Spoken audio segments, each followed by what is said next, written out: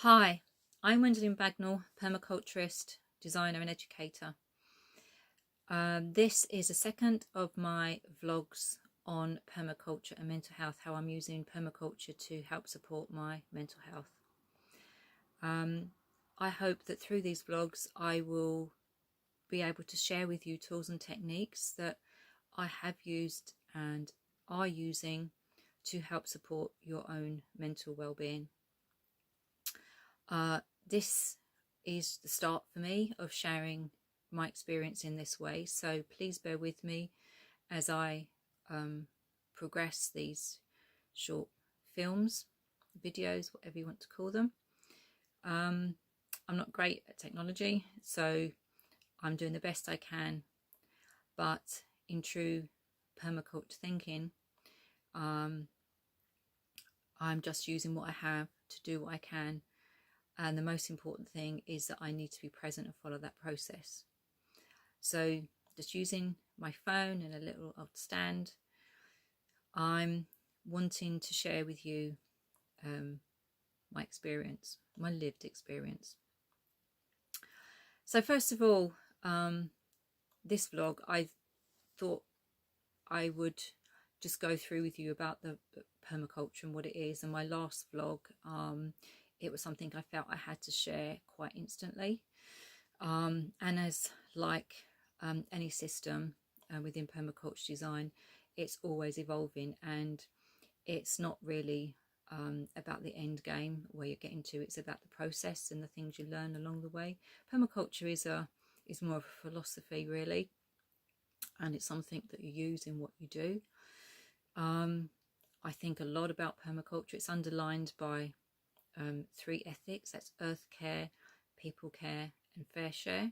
And it has a prime directive. And I always forget the prime directive in the right wording for it. But basically, it's about taking care of ourselves and our children and being responsible for them and us, and really doing that right now. So I do apologise to all those other permaculture designers and permaculturists out there for perhaps getting the wording wrong for the prime directive. But this is me, this is who I am, this is my brain, and today I'm really struggling. Again, I have been for quite a few weeks, and I don't really know why.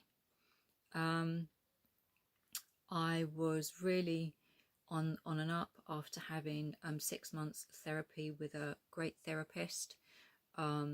She herself is experienced in having giving therapy to HSPs. Now, an HSP is a highly sensitive person, or a medical term for it is sensory processing sensitivity, which I identify as having that trait. It just means that I am exceptionally overwhelmed with the world around me. I find just about everything really hard to do, from learning to reading to interacting with people. And I can do these things, but it's just I process things in a really slow way. But once I've processed them, I can do amazing things. Unfortunately, it's been a big obstacle for me all my life. I only discovered what there was such a thing as an HSP probably about the last sort of 3 or 4 years. 2 therapists said to me, "Are you an HSP?" I said, "What is an HSP?" They then told me about it. I've since discovered that it is a thing, and if my information is correct, I think it's about 20% of the population has this trait, and it's not a mental health disability really. It's only a disability if people don't learn how to use the trait. It's a very special trait, and I find that I can pick up on people's sensitivities. I can pick up on people's how they're feeling, basically empathic, and as my therapist said, so I'm empathic. I think a lot of us have sensitivities in some way, but some of us more than others. But as these vlogs go on, I will share information with you and resources about that. But what's really important about doing these vlogs is sharing with you something that I think can support your mental well-being. So if you've never heard of permaculture before, check it out, give it a try, learn about it, read about it. It's most people recognize permaculture as being used in the garden, but there is actually a social side to it too. I love permaculture, and that's not just because I'm biased, but it's actually the thing that's helped me in my life. I found it's a place where I belong. It's helped me extremely with my mental health. I have attempted suicide on several occasions, and I have learned through using permaculture how I can shift away from those thoughts, those processes. You know, I'm not saying I still don't get them. I don't really get them as much, except if I'm going, at the moment I'm struggling. I kind of digressed a little bit back from after having my therapy, but when I'm really struggling, if I need to just shift on with my day, one of the permaculture principles I use the most is small and slow solutions. Basically, that just means to kind of just take one step at a time, and that's really helpful. Another thing that really helps me just in my everyday life with how I live is using the ethics before I buy anything. Activities that I do, I'm always thinking about the ethics, and it doesn't, can't always be a perfectionist. I don't think any of us can really be purists. I don't think that's possible. There's always some kind of obstacle in the way, but at least it helps keep me on the path to living an ethical life. So I use permaculture in my life, just everyday living, but I use it very much to support my mental well-being.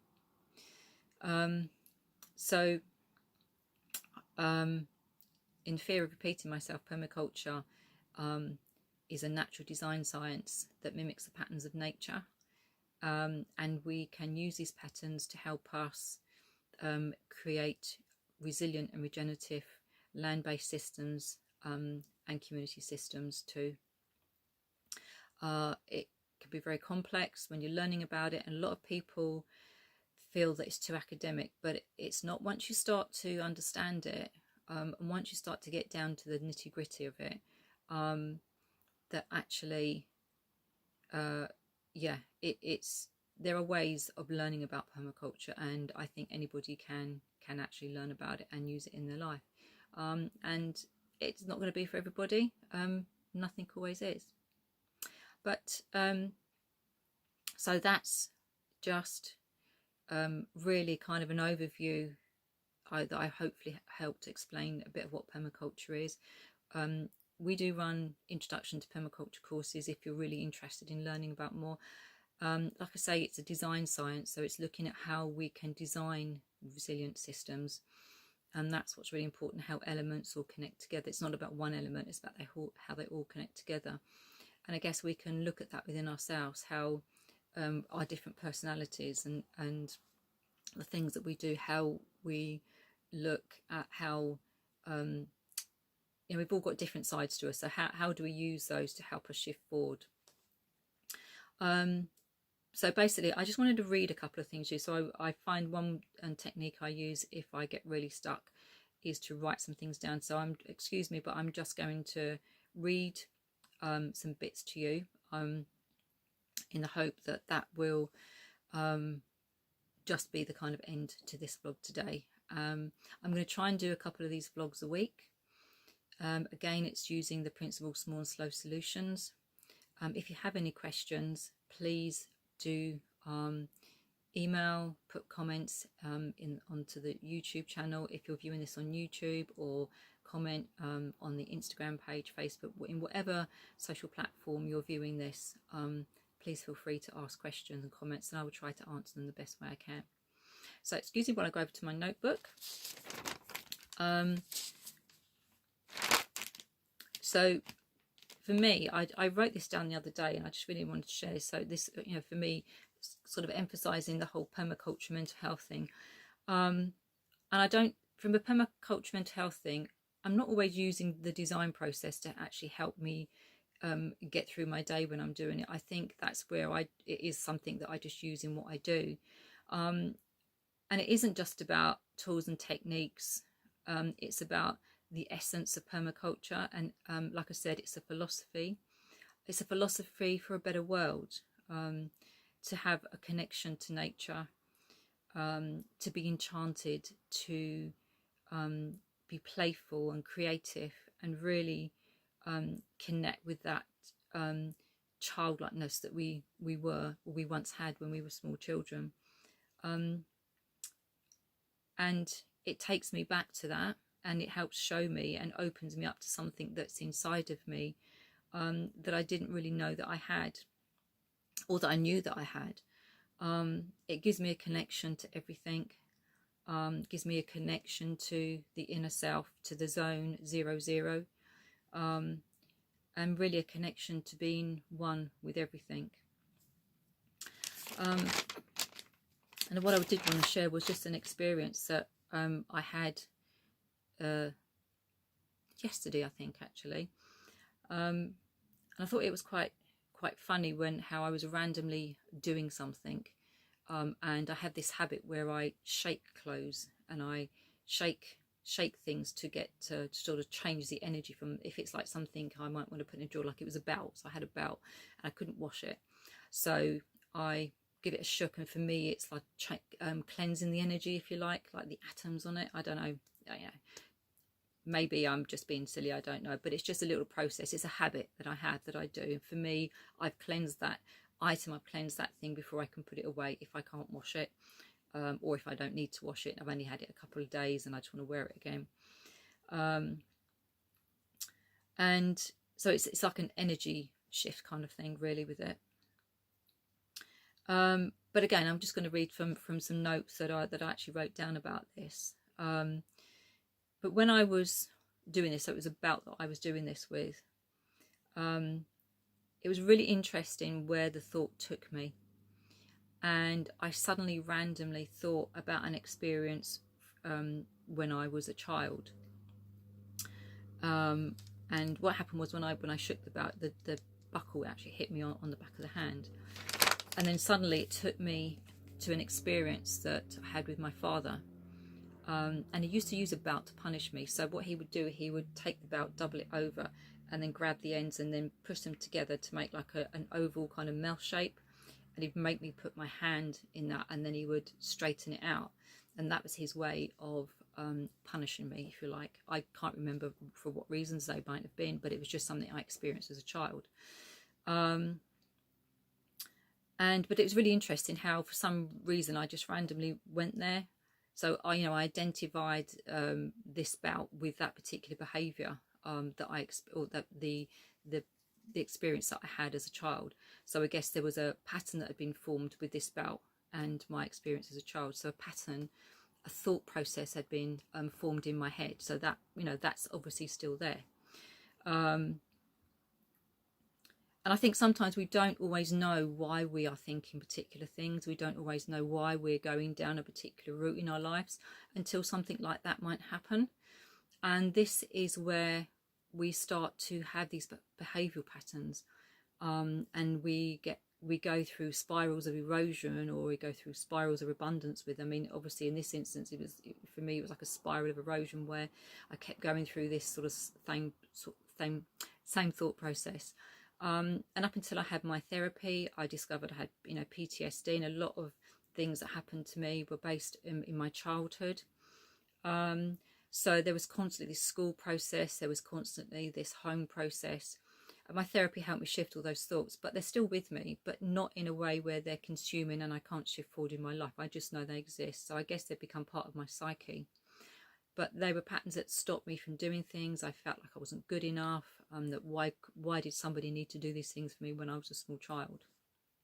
But how do we break these patterns? How do we shift through trauma? How do we shift through our social culture, things that stop us and prevent us from being the people who we are? And I would like to say that I think permaculture has helped me do that, to help me shift those patterns, to help me shift that behaviour. And again, this is where the design side of it does come in, because we can use things, for example, like Luby McNamara's design web, which has 12 anchor points. and that's a social permaculture framework. And we can use processes like that to help work through challenging situations, adversity, and we can shift these patterns and we can move forward. And I would say that's really what's helped me, is to take permaculture and use it in that way. But within that, I bring in other tools as well. So permaculture is about using different methodologies too, and how you might, take bits and pieces of different areas in your life or philosophies that perhaps you've identified elsewhere, and bringing them together, put them in a little bag and using them, and then using those as part of your toolkit to design through that process. So I do think we can change our patterns of behavior, but I think it's we need support when we're doing that. For me, my support has come from my husband and business partner Ian, and I attend a mind support group every week, and I want to share that because I felt like it's a stigma attached to that, like being a service user. It's not. It's a group of people coming together who share a similar need, and I just wish there was more of these groups outside organisations like Mind, which as a Mind peer support worker, I really and hoping to establish that within the community groups that we're working with. So I think it's important to find support groups, support networks that you can find that can help you shift through that. So, and we all need each other. We all need somebody, and don't be afraid to talk to somebody. Don't be afraid to open up, because if that can stop you from thinking about taking some pills, maybe thinking about self-abuse from alcohol or drugs, then please step up, step forward, and just know that you can talk to somebody.